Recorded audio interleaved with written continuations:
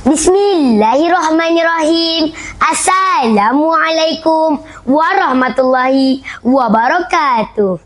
Terima kasih Tuan Pengerusi Majlis yang dihormati barisan para hakim yang arif lagi bijaksana, barisan guru-guru, rakan-rakan pelajar yang dihormati sekalian.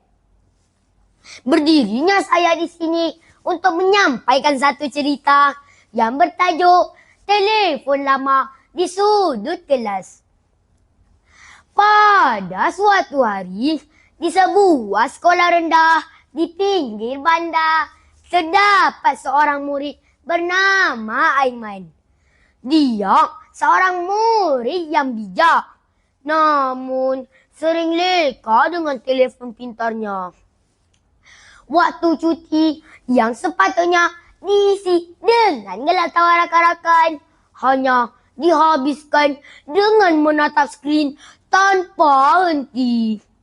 Baginya, dunia di hujung jari lebih menarik daripada dunia sebenar di sekelilingnya.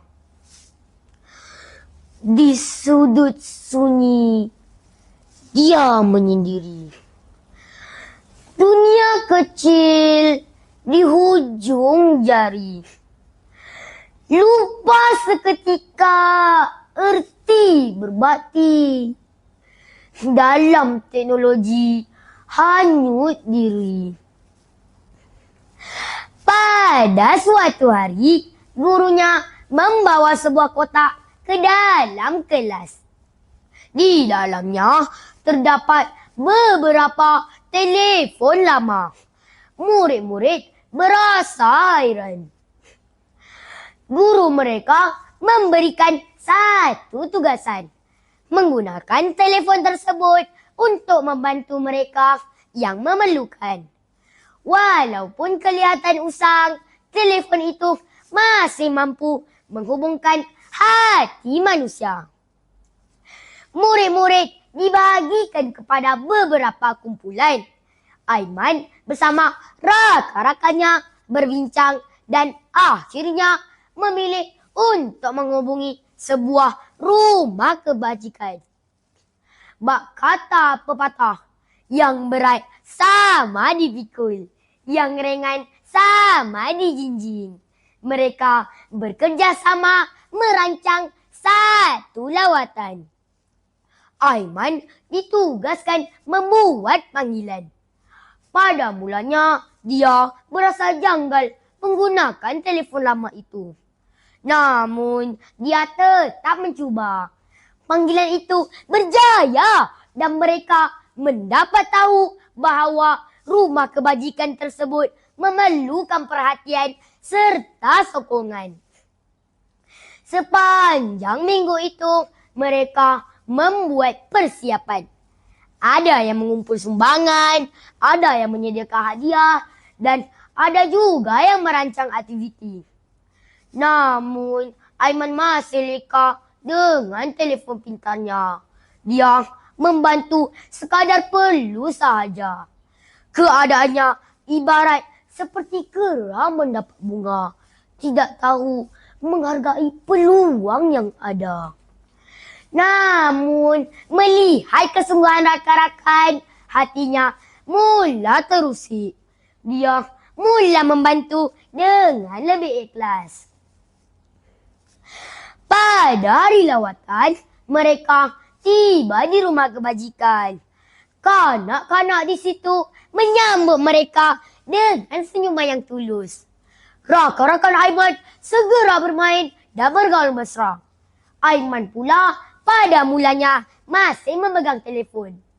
Namun, seorang kanak-kanak kecil menghampirinya dan mengajak bermain. Aiman teragak-agak lalu perlahan-lahan menyimpan telefonnya. Saat itu, sesuatu berubah. Dia mula ketawa, bermain dan berlari bersama mereka. Langkah baru kini bermula, hati ikhlas penuh cahaya. Bersama rakan mencipta bahagia, hidup hidup indah penuh makna. Selepas beberapa ketika, Aiman merasakan kebahagiaan yang sebenar. Bukan daripada skrin, tetapi daripada hubungan sesama manusia. Bak kata pepatah, tak kenal maka tak cinta. Setelah mengenali mereka, timbul rasa kasih dalam dirinya. Dia mula sedar akan kesilapannya selama ini. Sesungguhnya, sesal dahulu pendapatan. Sesal kemudian tidak berguna lagi. Dia bersyukur kerana sempat berubah. Sejak hari itu, Aiman tidak lagi terlalu bergantung pada telefon pintarnya. Dia menjadi lebih prihatin, aktif dan menghargai orang di sekelilingnya. Telefon lama itu bukan sekadar alat komunikasi, tetapi menjadi simbol perubahan dalam diri Aiman. Gunakanlah teknologi dengan bijaksana. Jangan sampai hilang nilai manusia. Hulurkan tangan, taburkan jasa. Itulah bekal sepanjang masa. Kesimpulannya, teknologi bukanlah penghalang kebahagiaan, tetapi cara kita menggunakannya menentukan nilai kehidupan. Sekian, wabillahi taufik wal hidayah. Wassalamualaikum warahmatullahi wabarakatuh.